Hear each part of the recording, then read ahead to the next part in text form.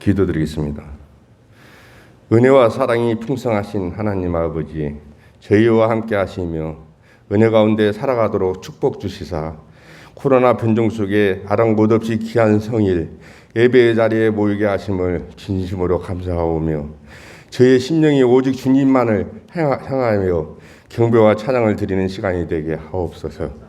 사랑의 하나님 아버지, 코로나의 어려움 가운데서도 저희 교회와 가정을 지켜주시고 필요한 것들을 채워주시사 감사드립니다. 이 시간 코로나 변종으로 교회당과 가정의 온라인으로 드리는 성도님들 은혜가 넘치는 복된 예배가 되게 하여 주시옵소서.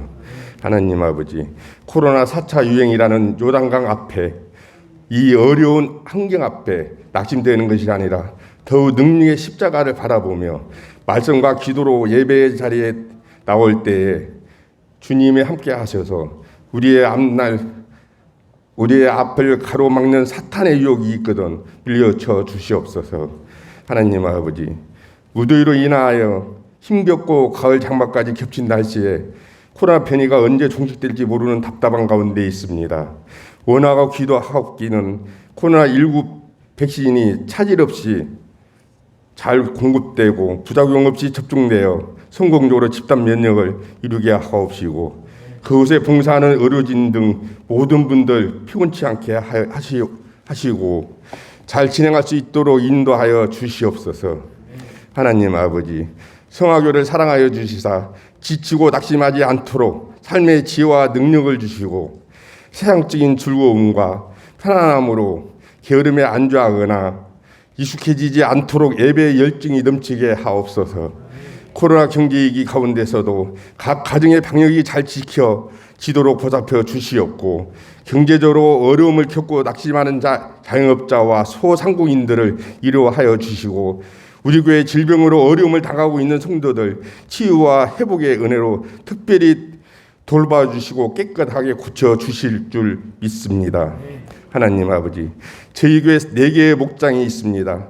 목장을 이끄는 리더들에게 지혜를 허락하사 실천하며 주님과 동행하는 삶으로 변화하게 하시고 축복받는 목장들로 주신 은혜를 아름답게 사용하며 부흥을 경험하고 주의 일을 협력하며 선을 이룰 수 있도록 인도하여 주시옵소서. 이 시간 말씀을 전하시는 목사님을 양육간의 건강함을 주시고 선포되는 말씀이 성령님의 역사가 일어나게 하셔서 성도님들의 큰 힘을 주시는 복된 예배가 되게 하옵소서. 오늘 예배의 모든 것을 주님께 의탁하오니 주님께서 흡족하실 예배가 되게 하시고 가정에서나 교회 그리고 일터에서 축복을 누리는 성도들 다 되게 하옵소서. 저희들의 기도 제목이 주 안에서 이루어지길 소망하오며 진리와 사랑으로 지켜주시는 예수님의 이름으로 기도드립니다. 아멘. 오늘은 살인하지 말라와 이 사이에 끼어있는 부모 공경에 대한 메시지하고 간음하지 말라라고 하는 메시지를 통해서 사실 이 두 가지가 가족에 대한 이야기거든요.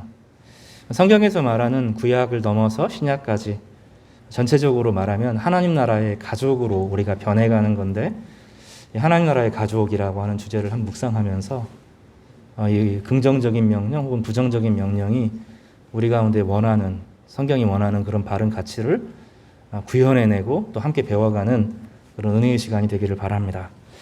한 번 더 따라서 하실까요? 하나님 나라의 가족. 그런 주제로 우리가 함께 좀 은혜를 나누겠습니다. 사도 바울은 예수님을 만나고 그 종교적인 이유 때문에 사람을 죽이려고 잡으러 다녔던 그런 행동들을 멈춥니다. 복음이라고 하는 것은 복음의 이름으로 다른 사람을 죽이는 게 아닙니다. 그러면 절대로 아닙니다.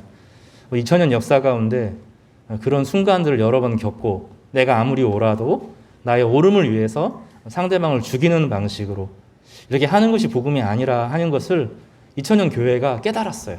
예수님을 따르는 길은 내 옳음을 관철시키기 위해서 상대방을 죽이는 것이 아니고 함께 살아가도록 애쓰는 것이구나 하는 것을 2000년 역사 가운데 배웁니다. 사도 바울이 먼저 그것을 깨닫습니다. 정말로 자기가 옳다고 생각해서 유대인들 중에서 예수님 믿는 사람을 잡아서 죽이려고 했습니다. 그런데 예수님을 만나고 나서 그는 점점점 사랑의 사람이 되었습니다. 처음에는 바나바가 사랑이 많았어요. 나중에 그 당시 사도 바울은 바나바랑 부딪히기도 했습니다. 인생이 나이가 들면 들수록 신앙의 고백은 똑같지만 삶이 연그러가면 연그러갈수록 사랑이 무엇인지에 대해서 묵상했고 그 사랑을 함께 나누었습니다. 예수님의 12제자 중에 수제자로 여기는 베드로와 더불어서 베드로보다 내가 더 사랑을 많이 받았어라고 주장하는 예수님의 제자 요한이 있습니다. 요한복음을 쓴 이 요한은 인생을 살면서 나중에 마지막에 두 권의 이제 성경을 기록하는데 요한계시록을 쓰고 요한 1, 2, 3서를 동시대에 같이 씁니다. 요한계시록이 역사가 어떻게 진행될 것인가를 설명했다면 요한 1, 2, 3은 자신의 내면을 고백하는데 그 고백의 내면을 들여다보면 사랑으로 가득 차 있습니다. 신앙이라고 하는 것은 하나님을 아는 것인데 하나님을 알면 알수록 그 안에 사랑이 자리를 잡는다는 거예요. 그리고 뭐라고 말하냐면 오늘 사도 요한의 메시지인데 우리가 하나님을 사랑하는 것이 아니라는 겁니다. 근데 여기서 하나님을 사랑하는 것이 아니라고 말할 때 옛날에는 하나님을 사랑하지 못했다가 이제 예수님을 많이 알았으니까 하나님을 사랑하게 되었다라는 게 아니고요. 예수님의 사랑을 알아도 아직 하나님을 온전히 사랑하는 것은 아니다라고 말하는 거예요. 과거형이 아니라 현재형으로 쓰고 있습니다. 지속적입니다. 우리가 우리 안에 하나님을 온전히 사랑하는 사랑이 없다고 말해요. 오히려 우리의 사랑에서 시작하면 안 되고 끊임없이 우리 안에 있는 사랑의 문제가 아니라 하나님이 우리를 얼마나 사랑하시는지를 알아야 된다고 말합니다. 그래서 우리가 하나님을 사랑하는 것이 아니요 하나님이 우리를 사랑하는 것이다. 이렇게 고백합니다. 대단히 중요한 이야기입니다. 하나님이 우리를 사랑하시는 겁니다. 우리가 하나님을 사랑하는 것이 아니라 하나님이 우리를 사랑하시는 건데 그거를 믿는 겁니다. 그 전제 위에서만 우리가 이웃을 사랑하고 하나님을 사랑할 수 있습니다. 고린도전서 13장 그 사랑의 유명한 이야기를 하면서 사도 바울은 이 이야기를 조금 더 발전시킵니다. 1절에 보면 고린도전서 13장 1절에 보면 내가 사람의 방언과 천사의 말을 할지라도 여기 사람의 방언이라고 말하죠. 하늘의 방언이 아니라 사람의 방언입니다. 사람의 방언. 수많은 외국어를 말하더라도 이런 뜻입니다. 또 천사의 말을 할지라도 능수능란하게 대화를 끌어가고 또 마치 천사의 능력을 가지고 다른 사람에게 말을 하고 엄청난 능력을 발휘한다 할지라도 사랑이 없으면 소리 나는 구리와 울리는 꽹과리 뿐이다. 진실한 말 한마디 표현해야 진실한 말을 사랑을 담아서 하지 않는 말은 아무리 올바른 말도 의미 없다. 아주 무시한 말이죠. 내가 했던 모든 말들이 의미 없는 말이다. 이렇게까지 말합니다. 제가 이야기한 것이 아니라 사도 바울의 메시지입니다. 내가 예언하는 능력이 있어. 모든 비밀과 모든 지식을 알고. 저희가 그런 능력이 있으면 좋겠어요. 막 예언을 하고 마치 점을 쳐주듯이 당신 이렇게 될 겁니다. 막 알려주고 사람들이 막 덜때같이 모여들고 세상의 모든 지식을 통달한다 할지라도 사랑이 없으면 아무것도 아니래요. 열심히 기도를 해서 이 산을 옮길 만한 믿음이라고 하는 것은 예수님이 하신 말씀이에요. 너희들이 믿음이 있으면 이 산을 저쪽으로 옮기라고 해도 옮길 것이다. 엄청난 믿음이죠. 그 믿음이 있고 정말로 엄청난 능력을 행했다고 하더라도 그 안에 사랑이 없으면 아무것도 아니다. 이렇게 말씀합니다. 내가 내게 있는 모든 것으로 구제하고 사실 여러분 1년간 생각해 보세요. 여러분 누군가 구제해 보신 적 있으세요? 대단한 거죠. 누군가를 도울 수 있다는 것은 엄청난 일입니다. 그건 정말로 힘들게 한 거예요. 하지 말라는 얘기가 아니라 해야 됩니다. 또 내 몸을 불사르게 내어줄지라도 내어주는 것은 희생하고 섬기는 것이죠. 그런 사랑이 아니고도 할 수 있다는 거예요. 얼마든지 공명심으로 잘 보이기 위해서 막연한 정의감에 행할 수 있다는 겁니다. 그래도 사랑이 없으면 아무것도 아니다. 이렇게 표현합니다. 이 본문을 잘못 이해하면 안 됩니다. 내가 설거지를 오늘 하고 밥을 하고 청소를 하는데 내 안에 사랑이 없는 것 같아요. 남편에 대한 사랑이, 아내에 대한 사랑이, 자녀에 대한 사랑이 없는 것 같아요. 그리고 설거지 하는 것은 위선이야. 사랑하지도 않는데 남편을 위해서 밥을 하다니, 내가 자녀를 위해서 설거지를 하고 청소를 하다니 이건 위선이야. 그게 위선이 아닙니다. 책임감이 따르죠. 하기 싫어도 내 안에 그런 것이 없어도 억지로라도 하죠. 위선이 아니라 내 안에서 몸부림치고 싸워서 이기는 겁니다. 우리가 요즘에 지금 시대가 우리를 거짓말 시키는 것 중에 중요한 것 중에 하나가 네 속에 사랑이 없는데 뭘 해? 아무것도 하지 마. 이렇게 말하는 거예요. 그리고 하는 것에 대해서 비아냥거리고 차라리 못되게 굴어. 이렇게 말하는 거죠. TV나 이런 곳에서 제일 싫어하는 것이 위선자들이잖아요. 특히 우리 정서에서는 위선을 견디지를 못해요. 근데 그게 아닙니다. 이거는 억지로 하는 것이라고 말하는 것은 더 깊은 내면에 보면 감정만 사랑이 아니라 내 인격에 배어있는 깊은 헌신을 사랑이라고 부르는 것입니다. 그렇지만 이 오늘 3절에 말하는 이 모든 것으로 구제하고 내 몸을 불사르게 하는 삶의 희생 같은 것도 사랑이 아니어도 할 수 있다는 거예요. 공명심으로 대의명분으로 할 수 있다는 겁니다. 근데 그런 거 하지 말라고 말합니다. 그리고 4절에서부터 7절까지는 그럼 사랑은 사랑의 태도, 이웃을 향하여서 어떤 태도를 가지고 대해야 되는가, 아무리 올바른 거라고 하더라도 아무리 바른 거라고 하더라도 어떤 방식으로 이웃을 대해야 되는지 설명합니다. 8절에서 13절까지는 사랑의 미래에 대해서 이야기를 합니다. 사랑은 떨어지지 않는다는 거예요. 사랑을 포기하고 싶을 때가 많습니다. 낭망하고 절망하고 좌절해서 또 마음에 심한 상처를 받고 나면 포기하고 싶고 더 이상 사랑하기 싫어요. 누군가를 사랑했는데 사랑이 빈 껍데기로 돌아오고 조롱거리로 비아냥거림으로 돌아오면 다시는 하기 싫어요. 마음을 내가 다시는 사랑하나 봐라.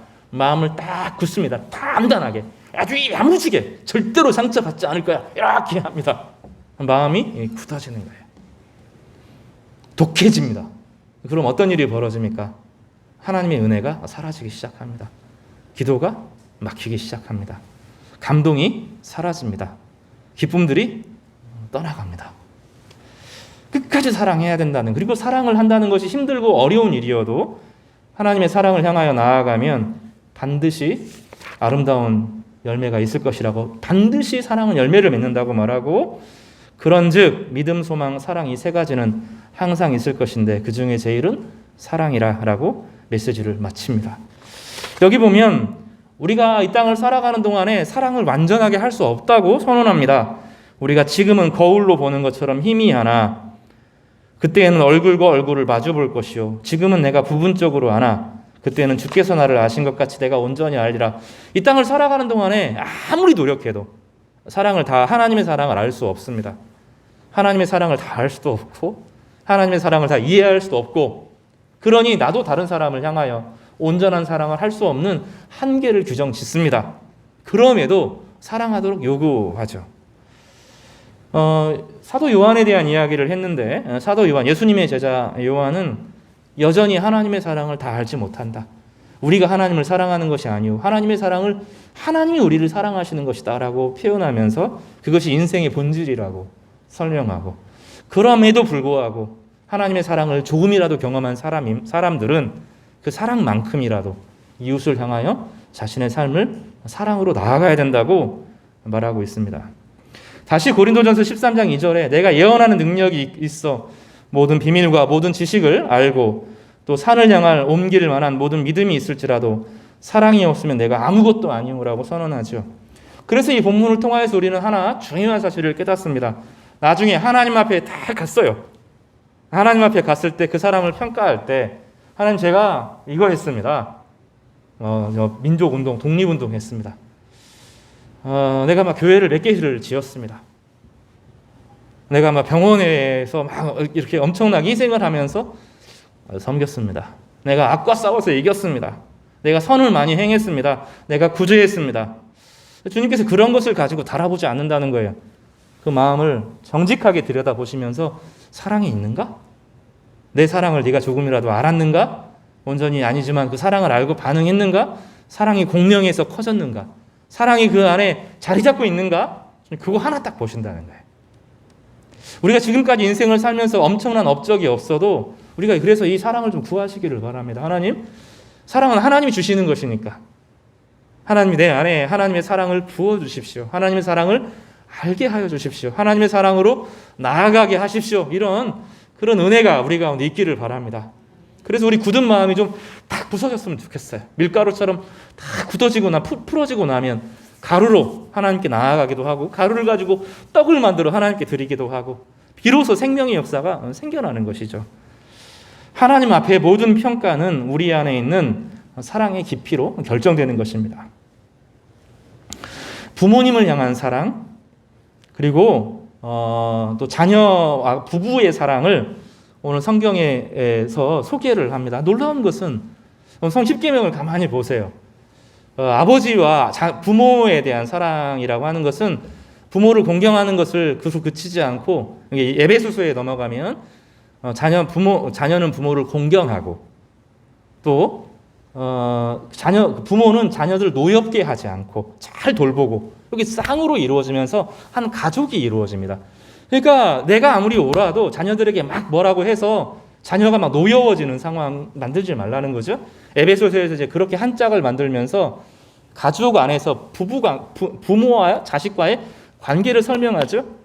그리고 한절을 건너뛰고 그 부부간의 사랑을 깨트리는 행위, 간음에 대한 이야기를 하면서 부부간의 사랑을 끝까지 지키라고 이야기를 합니다.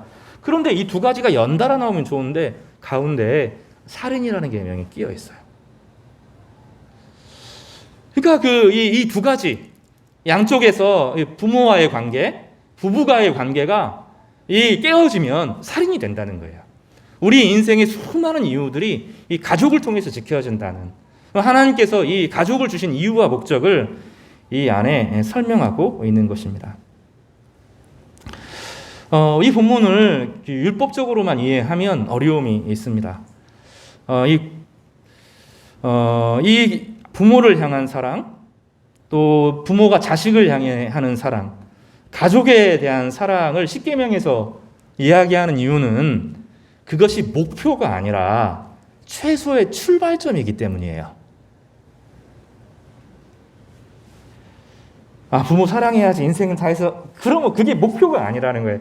우리 가족끼리 사랑해야지 아니라는 거예요. 그게 아닙니다. 다른 얘기예요. 전혀 다른 얘기입니다. 무슨 얘기를 예수님께서 하시고 이 본문을 통해서 하시려고 하냐면, 여러분 우리가 나를 사랑하는 사람 이렇게 이야기하면 누구를 꼽을 수 있어요?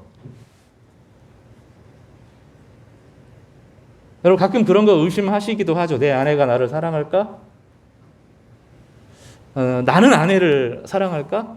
때로는 아닐 때도 있지 않아요? 부모를 향하여서 생각할 때 우리 아버지가 나를 사랑할까? 느껴지죠? 또 반대로 내가 자녀를 사랑할까? 느껴지기도 합니다. 가만히 생각해 보세요. 어릴 때 조금 더 한번 자녀들이 어릴 때 한번 생각해 보세요. 사춘기 넘어가기 전에 1살, 2살 때 좀 힘들지만 3-4살 되면서 그거 하나는 확실해지잖아요. 이 아이는 나를 사랑하죠. 여러분 그 순간 경험하셨어요? 내가 이 아이를 사랑하는 것은 짜증나고 힘들 때 안 그럴 수 있어요. 근데 아이가 나를 눈 빵긋 보고 회복되는 과정을 경험하면 사람이 살아나잖아요.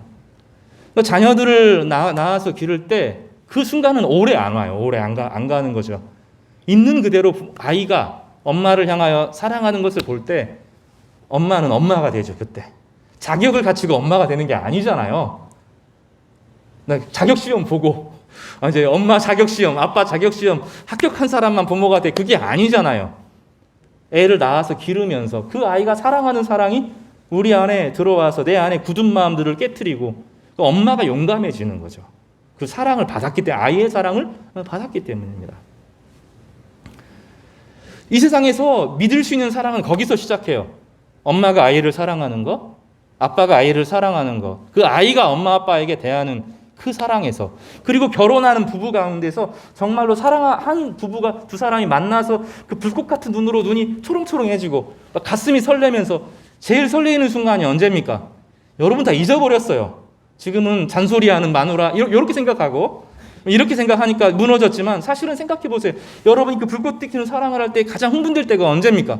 이 사람도 나를 사랑할까? 내가 사랑하는 만큼 저 사람도 나를 사랑할까? 그 마음이 흥분될 때만큼 행복한 것이 사실은 없잖아요. 사랑을 의심하면서 사랑하는 거, 내가 사랑하는데 이 사람도 나를 이만큼 사랑해 주기를 바라는 그 마음 가운데 있는 거잖아요. 그 사랑은 안전한 사랑이죠. 정상적일 때, 건강한 사랑일 때 우리는 그 사랑 안에 거하게 해야 돼요. 우리가 이 땅을 살아가면서 최고의 사랑은 거기서부터 경험되어지는 거죠. 우리가 할 수 있는 인간의 모든 사랑을 담아도 자기 자녀를 향한 사랑, 자기 부부를 향한 사랑만큼 크기가 어려워지잖아요. 그런데 그 사랑이 하나님의 사랑이 부어질 때 인간은 살아가는 한계 가운데 있는 사랑인데, 내가 그래서 다른 사람을 사랑하는 능력이 제한된다는 거예요. 그러니까 자녀를 향한 사랑이 2라고 한다고 하면 남편이나 아내를 향한 사랑은 보통 조금 떨어지지 않아요? 시간이 지나면 지날수록 고집사님 고개를 끄덕이시면 안 돼요. 고개 숙여지면서 이게 좀 약간 1.5 정도 되는 거죠. 그 정도 사랑이잖아요, 우리가. 성경에서 말하는 사랑은 하나님의 사랑이 언젠가 부어지면, 우리 안에 사랑이 부어지면 남편을 사랑하거나 부모를 사랑하거나 아내를 사랑하거나 자녀를 사랑하지 말라는 얘기가 아니라 어느 날 주의 성령이 부어지고 예수 그리스도의 은혜가 부어지고 하나님의 사랑이 부어지면 이게 시작점이라는 거죠. 100배, 1000배, 10,000배가 된다는 거예요. 30배, 60배, 100배가 된다는 거예요. 내 안에 겨우 내가 지금 사랑할 수 있는, 나를 사랑하는 남편 사랑하고 나를 사랑하는 자식 사랑하고 내가 사랑하는 이 사람을 사랑하는 것도 힘겨워 죽겠는데, 그래서 우리는 중내산에 그러는데 어느 날 예수님께 사랑이 내 안에 들어오고 하나님의 사랑을 알게 되면 내 안에 사랑이 30배, 60배, 100배로 폭발한다는 거예요. 그래서 남편을 제대로 사랑하게 되고 아내를 제대로 사랑하게 되고 자녀를 제대로 사랑하게 되고 부모를 제대로 사랑하게 되고, 그것뿐만 아니라 다른 사람도 그런 사랑으로, 넘쳐나는 사랑으로 사랑하게 된다는 이야기를 하는 겁니다. 그래서 최소한의 부모도 공경하지 않으면서, 최소한의 자녀도 사랑할 줄 모르면서, 심지어 그 내면에 들어가 보면 자기조차 사랑하지 못하는 사람에게 최소한의 규칙을 주는 겁니다. 그러니까 십계명은 목표가 아니에요. 이 부분을 이해하지 못하면 구약을 이해하지 못하는 것입니다. 예수님께서 뭐라고 말씀하셨냐면, 사두개인이나 바리새인 내 의보다 너희들이 훨씬 뛰어나지 않으면 천국 못 간다, 이렇게 이야기하셨어요. 하나님의 사랑이 부어지는 이 사랑의 크기에 대해서 이야기를 하는 겁니다. 그리고 나서야 공평과 공의가 나오는 거예요. 팔은 안으로 굽지 않고 내 주변의 사람만 챙기는 것이 아니라 내 부모, 내 자녀만큼 다른 사람도 함께 사랑을 받아야 되고, 억울한 일을 당하면 안 된다 하고 그 사랑이 흘러가는 것, 그래서 바른 기준을 가지고 사람들을 세워주는 것, 이것을 우리는 공의, 공평, 정의라고 부릅니다. 그래서 사랑은 공평과 공의로 이루어져 있는 거예요. 제가 막 판사라고 해보십시다. 자녀가 있고 그 자녀와 자녀 친구가 있습니다. 자녀가 자녀 친구에게 심한 잘못을 했습니다. 판사가 결정을 내릴 때 내 아들을 사랑해야 되겠죠, 그렇죠? 그렇지만 사회적 공의가 있잖아요. 옳으니까 하는 것이 아니라 사실은 그게 아니죠. 이 피해를 당한 사람도 행복할 권리가 있는 거죠. 얼만큼 행복할 권리가 있는 겁니까? 내 자녀만큼 행복할 권리가 있는 겁니다. 그래서 팔은 안으로 굽은 팔을 펴서 희생하는 게 아니에요. 펴서 그도 삶을 나눌 수 있도록 기회를 주는 것. 이것을 우리는 공평과 공의, 하나님의 사랑의 나라라고 부르는 것입니다. 그래서 성도 여러분, 오늘 말씀을 통해서 하나님의 사랑을 구하는, 또 하나님의 사랑을 알아가도록 마음을 정하는, 삶의 목표를 정하는 귀한 은혜의 시간이 되기를 주님의 이름으로 축복합니다. 공평과 공의는 최소한의 사랑인 기초인 부모 사랑과 부부 사랑을 통해서 흘러 넘치게 됩니다. 만약에 어릴 때 내가 부모님과 관계가 좋지 않았다거나 홀로 되었다거나 이렇다고 말하면 괜찮습니다. 왜냐하면 하나님께서 여러분의 아버지가 되시기 때문에 주님 제 아버지가 되어 주십시오라고 간구하면 보이지 않는 하나님께서 여러분의 삶에 하늘의 위로로 채워주실 것입니다. 부모는 부부간의 사랑을 기초로, 부모는 이 두 사랑을 기초로 해서 자녀에게 사랑을 가르치도록 하나님께서 해주신 것입니다. 여러분, 성경에서 부모가 먼저입니까? 부부가 먼저입니까? 닭이 먼저입니까? 달걀이 먼저입니까? 성경에서 말할 때 뭐라고 말합니까? 알이 먼저입니까? 닭이 먼저입니까? 헷갈리십니까? 성경에 늘 알이 아니라 닭이 먼저죠. 자녀가 부모와의 관계 이전에 무엇이 있었어요? 부부관계가 있었습니다. 아담과 하와를 만드셨죠. 둘이 너무 사랑해서 그 사랑으로 자녀를 가르침으로 부부 사랑이 자녀 사랑으로 같이 가면서 이 두 부부에게 사랑을 주신 하나님의 은혜를 함께 경험하면서 풍성해지도록 한 것입니다. 좀 구체적으로 좀 이야기하겠습니다. 그러면 사랑해야지 그러는데 사랑을 주는 사람 입장에서 말고 사랑을 받는 사람 입장에서 어떻게 하면 사랑을 느낄 수 있을까요? 지금 여러분 다 부모님 사랑하지 않는 분들 없죠? 그리고 또 자녀 사랑하지 않는 분 없잖아요. 근데 부모님과의 관계는 뭐 그렇다 쳐도 자녀들과의 관계는 날이 갈수록 시간이 지날수록 어려워지지 않아요? 나는 사랑하는데 문제는 자녀는 못 느끼는 거죠. 그럼 좀 태도를 좀 해보세요. 심리학자들은 한 4가지로 설명을 하더라고요.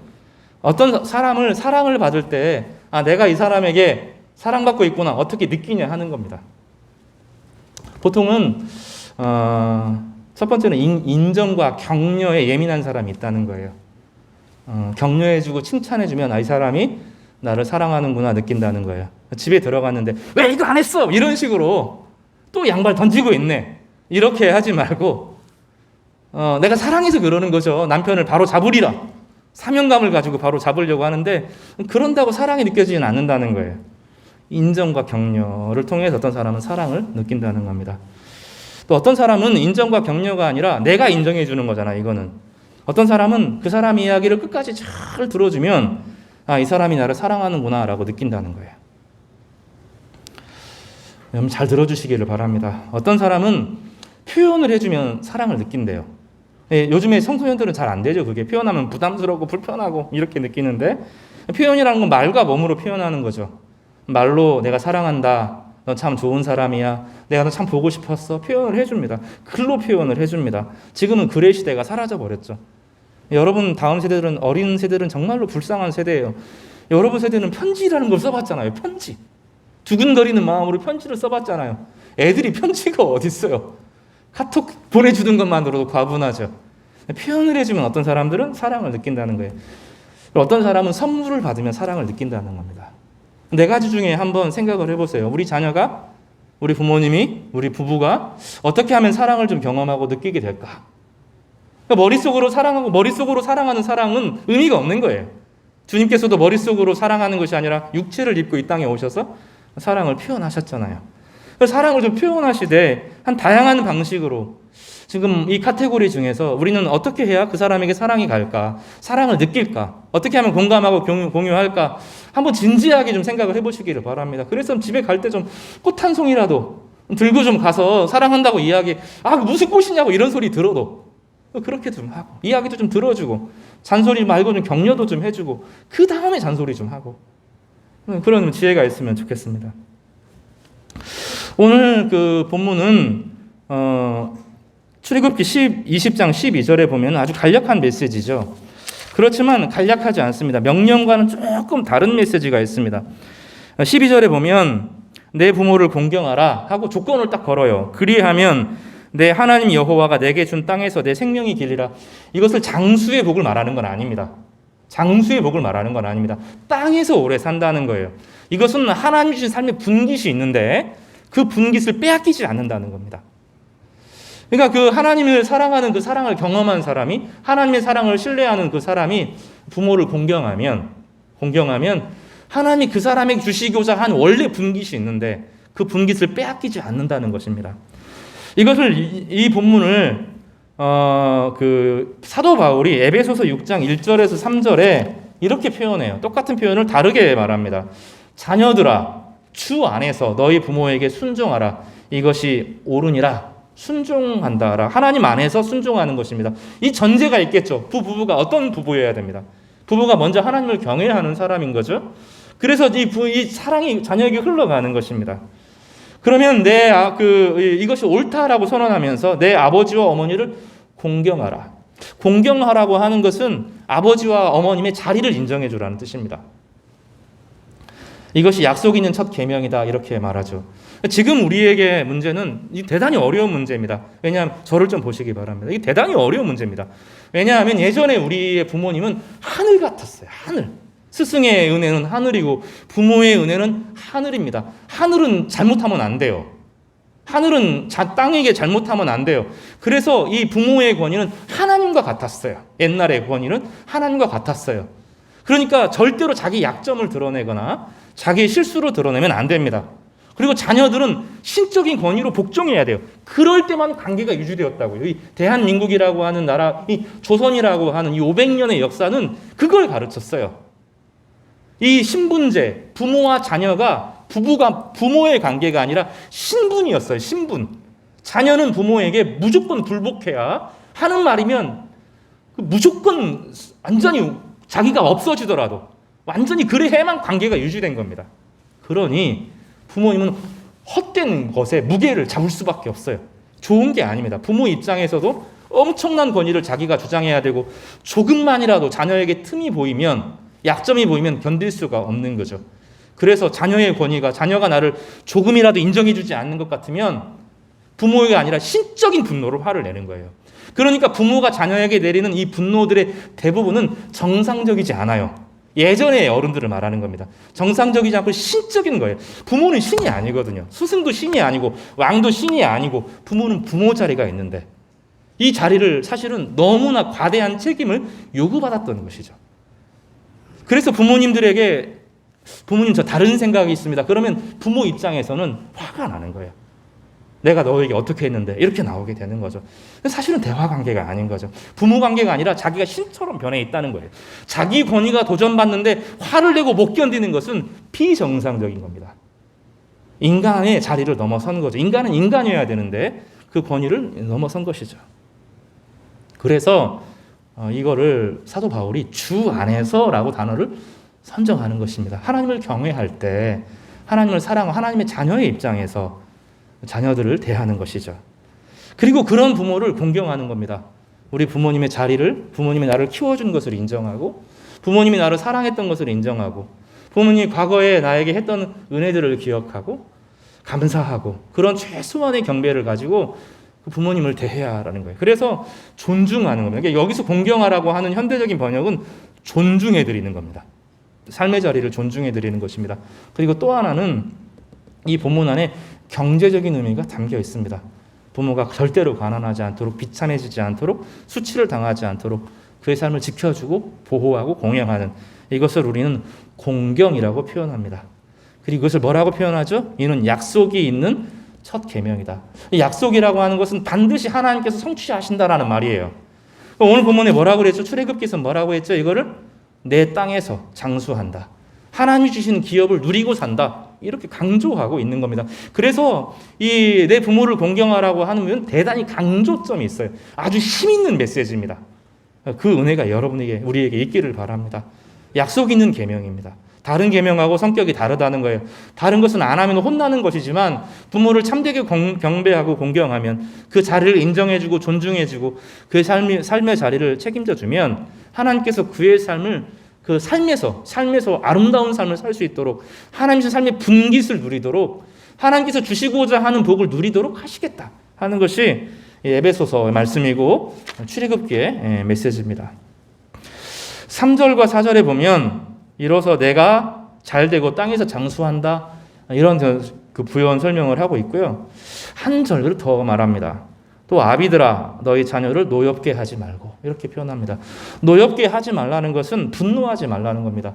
자녀들이 부모에게 분노하게 만드는 거죠. 또 이것은 자기 기질을 막 드러내는 거예요. 그리고 나서 아버지 왜 아빠 말 안 들어 이렇게 말한다는 거죠. 상식적으로 사랑하는 것이 빠진 상태에서 자기 기질을 드러내고 무조건 자기에게 자녀가 잘하려고 하는 것은 권위주의입니다. 부모가 권위가 없는 것이 아닙니다. 부모가 아무리 권위를 포기해도 그 권위는 고스란히 살아 있습니다. 권위주의라고 하는 것은 하나님의 권위를 자기가 찬탈하는 거예요. 그래서 자기 권위가 도전되어지면 이건 못 견디고 분노하는 것입니다. 사실은 이것은 우리가 자녀들을 대할 때 사실은 우리 부모와의 관계에서 그런 관계가 형성된 것이죠. 자녀들이 원하는 수준은 부모님이 신의 자리에서 내려오라는 거예요. 그리고 아버지로서 대화하자는 겁니다. 아버지로서 인생의 조언을 하고 사랑하고 사랑의 표현을 여러 가지 이야기했잖아요. 때로는 격려하고 때로는 자신의 소리를 들어주고 때로는 표현해주고 때로는 필요한 것들을 채워주는 선물을 주고 하는 과정에서 신뢰관계를 형성하여서 부모와 자녀가 정말로 건강하게 대화하는 과정으로 이루라고 하는 것이죠. 그러면 서로 노력해야 됩니다. 서로 많이 노력해야 되고 내가 지금 너무나 많은 무게의 짐을 지고 있는지를 생각해 보시기를 바랍니다. 그리고 자신의 삶을 잘 돌아보면 하나님의 사랑이 내 안에 부어지게 되는데 그 하나님의 사랑을 경험하고 누려야 나와 하나님과의 관계가 하나님이 정말로 나를 사랑하시는구나, 자신의 아들을 주시기까지 정말로 사랑하셨다고 내 안에 사무치기까지, 그래서 조건이 싹 없어지는 거죠. 진짜 부모와 자녀 가운데 어떤 조건이 있어요? 있는 그대로 사랑하잖아요. 근데 인간의 부모는 아니라니까요. 그렇게 못한다고요. 사람은 사람이기 때문에 완전한 사랑에 거하지 못합니다. 우리 부모님이 우리를 아무리 사랑했어도 하나님의 사랑하고는 다른 거예요. 이 땅의 모든 사랑은 다 조건을 달고 있습니다. 아무리 아니라고 그래도 다 그 안에 조건이 들어있습니다. 근데 하나님 사랑은 그게 아니라는 거예요. 있는 그대로 나를 사랑하는 거예요. 그리고 나 받아주고 다시 회복시키고 심각한 죄를 지었다고 하더라도 정직하게 주님 앞에 나아가면 우리는 칭의를 믿잖아요. 주의 십자가로 용서하시고 다시 회복시키시는 그 하나님의 엄청난 은혜가 우리가 흘러 들어오는 은혜를 누리게 되는 것이죠. 오직 주의 교훈과 훈계로 양육하라. 내 가르침, 내 권위를 가지고 하면 안 되고 주님이 나를 사랑하셨던 방식으로 가르치라. 주님이 여기서, 그리고 주님이 어떻게 사랑하고 가르쳤는가를 이야기하면서 뭐라고 말하죠? 요한 1서에 보면 자신을 버리고 자신을 희생하는 방식으로, 자신의 독생자를 주는 방식으로 주님께서 우리를 사랑하시고 양육하셨던 것처럼 권위를 주장하는 방식이 아니라 사랑을 흘려내보내는 방식으로 권위가 선다는 거예요. 내가 권위를 주장한다고 권위가 회복되는 것이 아니라 사랑을 흘려보냄으로 진짜 관계가 회복되어지는 그런 은혜를 누린다고 성경은 우리 가운데 가르쳐주고 있는 것입니다. 간음하지 말라는 다음 주에 좀 살펴보겠습니다. 이 시대가 참 결혼이 얼마나 중요하고 또 결혼을 하나님께서 왜 만드셨고 결혼을 통해서 무엇을 경험하기를 원하셨는지 이 간음이라고 하는 제 본문을 통해서 해석되어지는데 부부와의 관계가 어떠해야 되는지를 다음 주에 좀 함께 살펴보도록 하겠습니다. 성도 여러분, 더 나아가서 이제 본문이 좀 발전되어지면서 하나님께서 예수님을 통해서 이렇게 말씀하십니다. 하나님이 너희 아버지다. 따라서 해볼까요? 하나님이 너희 아버지다. 그렇게 말씀하세요. 우리가 하나님의 자녀이다. 이게 얼마나 대단한 것인지를 경험하게 합니다. 그 하나님의 아버지 되심을 좀 다음 주에 조금 더 살펴보면서 그리고 우리의 결혼 관계들 안에 있는 풍성함을 어떻게 누리고 어떻게 회복하고 또 어떻게 실패를 만회하고 다시 패자부활전을 통해서 다시 인생을 아름답게 하실 수 있는지를 전반적으로 성경에 나오는 결혼에 대해서 함께 은혜를 좀 살펴보도록 하겠습니다. 따라서 한번 해볼까요? 인정과 격려, 경청과 들어줌. 경청이 들어줌이죠. 표현, 선물. 한번 생각해 보세요. 다시 한번 해볼까요? 인정과 격려, 경청, 표현, 선물. 여러분 뭐 주면 좀 사랑받는다고 느끼시겠어요? 뭐 주면 내가 사랑받고 있구나. 남편으로 혹은 아내로 혹은 부모로 자녀로서 뭘 주면 내가 사랑받고 있구나 느끼시겠어요? 주님은 사실은 가만히 보면 주님께서 우리에게 다 그렇게 해주신 것들인데 우리가 오늘 말씀을 통해서 우리 부모님과의 관계, 또 자녀의 관계가 하나님 안에서 잘 회복되어지는 은혜를 누리는 우리 성도들 되시기를 주님의 이름으로 축복합니다.